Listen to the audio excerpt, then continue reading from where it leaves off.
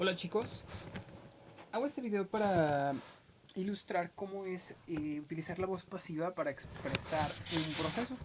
Y bueno, es realmente muy sencillo, la verdad es que no tiene mucho chiste. Vamos a ver lo que vamos a utilizar en particular. En primer lugar, vamos a usar los verbos modales para la siguiente competencia, los cuales ya debemos conocer. Sin embargo, si ustedes no lo recuerdan, pues vamos a hacer un pequeño repaso. Son muy sencillos, ya los conocen. Can, could, shall, should, will, would, may, might and must. Bueno, cada uno tiene un significado distinto y por lo tanto se utilizan de manera particular de acuerdo a lo que quieren decir. Can significa puede o la persona puede hacerlo como posibilidad o como habilidad. Could es podría. Shall ya no se usa, es de un inglés antiguo. Y su compañero should, que significa debería. Will habla del futuro. ¿Sí? Se combina con un verbo para decir que ese verbo se hará. Would significa que se haría. El verbo que tú le pongas lo pone con la terminación haría, que es el postpretérito. Así que si yo digo would eat, sería comería. Bueno, may significa podría como una posibilidad y might, que no suena la G ni la T. Y ojo que en esto no suena la L, no suena la L, no suena la L, ni suena la U. Entonces, perdón, la O. Entonces es could, should, would. Might significa también podría como posibilidad, pero es una posibilidad muy remota. ¿Vale? Must, que la T no suena, must, significa obligación o una deducción lógica. Ah, pues ese debe ser mi nuevo teacher. He must be my new teacher. That must be my new teacher. ¿Vale? Estamos casi completamente seguros cuando digo must. Y también habla de obligación. Hay otros dos, pero esos no son verbos modales, son semimodales y se usan para decir lo que es necesario. Have to o need to. Pero, bueno, ya los veremos dentro del proceso. Los verbos modales siempre se utilizan con un sujeto y siempre van a ir acompañados por un verbo en forma base. No importa si es tercera persona, no importa lo que sea, no importa nada, el verbo que sigue a un verbo modal siempre va en forma base, sin excepciones. Los que sí pueden cambiar son los semimodales. No los puse aquí, pero acuérdense que son have to y need to. ¿Por qué? Porque si hablo de tercera persona, he, she o it, tendría que ser has to o needs to. Pero igual, el verbo que le sigue va en forma base siempre. Bueno, como vamos a usar voz pasiva, vamos a utilizar el be.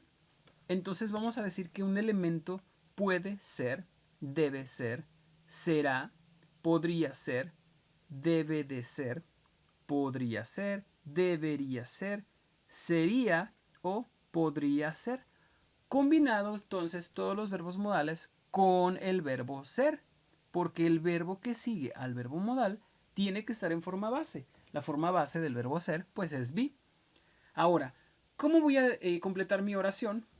Pues como la voz pasiva me dice. La voz pasiva me dice que utilice un verbo be, ya sea en presente, en pasado o en una forma modal, con un verbo en tercera forma. Entonces aquí lo que digo, por ejemplo, si combinara con can, diría que el cacao puede ser cosechado y me faltan mis complementos. Obviamente pondría los complementos a continuación. Shall no lo vamos a usar porque es de inglés antiguo. Will es un verbo modal que habla del futuro. Entonces me dice que el cacao será, will be, abierto. Will be opened. ¿Vale? Entonces este es un pequeño mapa de proceso que debemos seguir para crear mis estructuras de manera correcta. Siempre voy a utilizar be con un verbo modal y el verbo que sigue va a ser en la forma 3. ¿Cómo diría entonces que el cacao debería ser molido? Pues digo el cacao y luego ¿cuál es el que significa debería? Should. Siempre va con be. En este caso debería ser ground. So, cocoa should be ground. Raro que cacao se dice coco en inglés. O como digo que el cacao sería mezclado. Pues, ¿cuál es el modal que me ayuda a que ser le agregaría would? Entonces, el the cocoa would be mixed with other ingredients such as sugar and vanilla extract, and after that the cocoa might be tested and fermented and then packed. ¿Vale? Entonces vamos a combinar todas estas chuladas con B y luego le vamos a poner qué debería ser, qué sería, qué será, qué podría ser, cómo podría ser afectado el cacao o el elemento, obviamente, del que ustedes estén hablando. Es muy sencillo.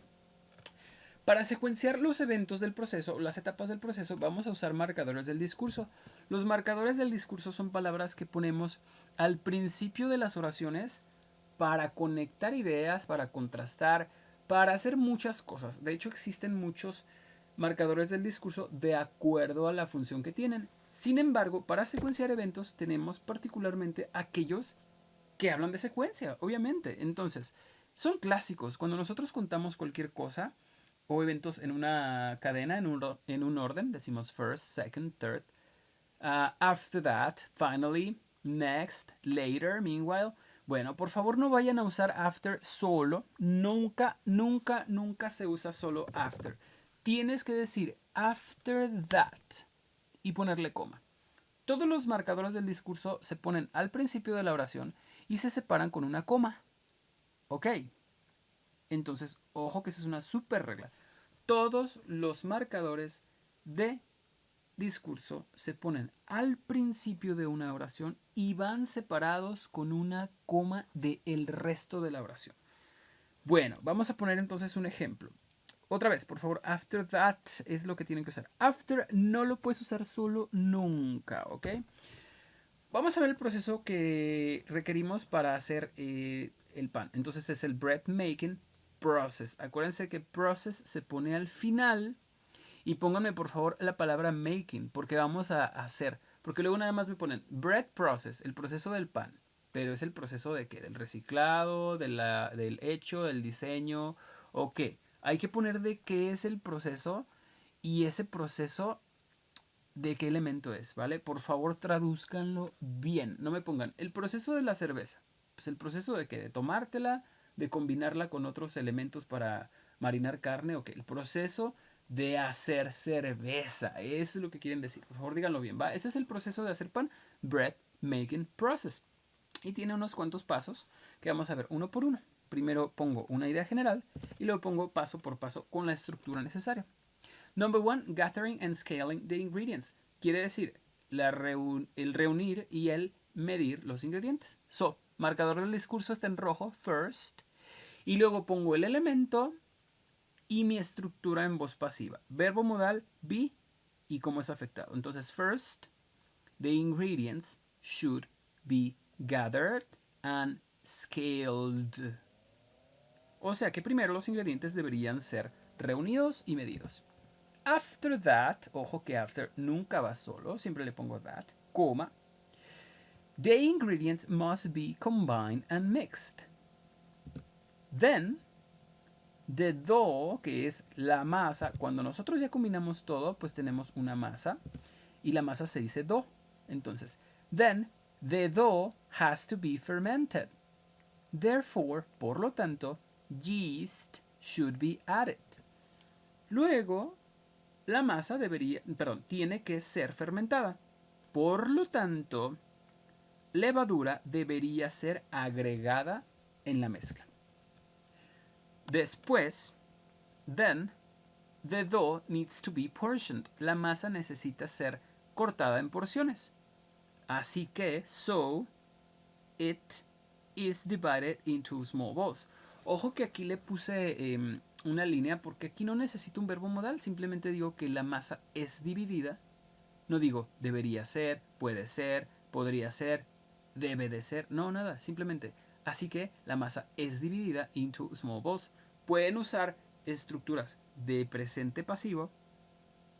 Pero lo que quiero que usen más es verbo modal con be y forma 3, que es modales pasivos. Bueno. Después, then, the dough needs to be let to rest. Después de que ya se le agregó la levadura y se cortó en porciones, la masa necesita ser dejada reposar. De esta manera, this way, this, no this way, the dough may be partially raised by the CO2 produced by the yeast. Podría ser parcialmente elevada por el dióxido de carbono producido por la levadura, que precisamente para eso es la levadura. La levadura consume el azúcar y lo convierte en dióxido de carbono. Bueno. Then, luego, the dough must be baked. La masa debe ser horneada. Y este must no sé por qué salió ahí ahorita en la presentación, pero bueno. Cuando eso, la masa, está hecha, cuando eso está hecho, cuando ya está hecha la masa, ojo que todo esto es nada más una estructura que me dice el tiempo. Cuando ya está hecha, ¿qué? Pues la masa. Sí, pero ¿qué pasa? Nada más me dices cuando está hecha qué. Bueno, pues el pan, porque ahora ya es pan, the bread must be cooled. Debe ser enfriado. Entonces, cuando eso es hecho, cuando la masa ya está hecha, el pan debe ser enfriado. Y finalmente, pan fresco es displayed, es mostrado y es vendido. So, finally, fresh bread is displayed and sold. Y esa es la forma de hacer el proceso. Como ven, la mayoría de mis elementos tienen un marcador del discurso, modal B y forma 3. Marcador del discurso, bueno, obviamente el sujeto, modal B y forma 3, modal B y forma 3. Les paso la presentación y espero que hablen de un proceso relacionado con su área de especialidad, por favor, de manera urgente, porque tenemos que grabar videos y hacer las presentaciones para estas últimas 3 competencias de voz pasiva y tener tiempo para practicar de manera oral, ¿vale? Muchas gracias, chicos, y pues adelante a crear su presentación con el proceso. Los veo en Classroom.